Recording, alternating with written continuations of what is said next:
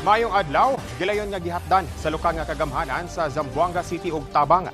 Sama sa bugas, canned goods, noodles ug uban pang food supplies ang mga pamilyang naapektuhan sa pagbaha sa epekto sa bagyong Christine.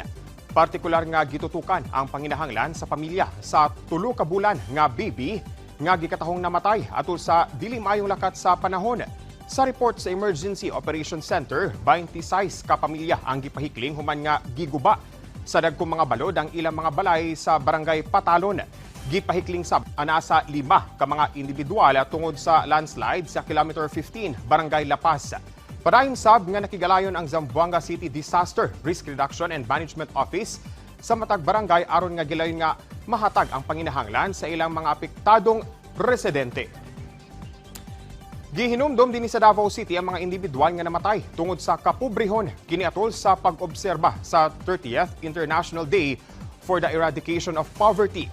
Gipanguluhan kini sa National Anti-Poverty Commission kon NAPC. Kauban ang lokal nga kagamhanan sa Davao ang Presidential Commission for the Urban Poor kon PCUP Field Operations Division in Mindanao. Nalakip sa gihimo ang paghalad og bulak dinhi sa gitawag nga commemorative stone kon bato ng buhay. Usa ka replika sa orihinal nga stone marker nga makita sa Paris, France isip paghinumdom sa mga namatay tungod sa kapobrehon. Nahimutang kini sa Barangay Leon Garcia Sr. sa Agdao District, Davao City.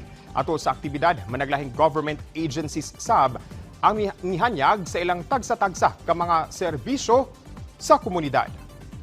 Each year, this day renews our collective commitment to ending poverty and promoting a life lived in dignity for those who are affected. It reminds us of the urgent need to assist individuals facing a chronic lack of access to basic necessities such as food, shelter, employment, healthcare, and education.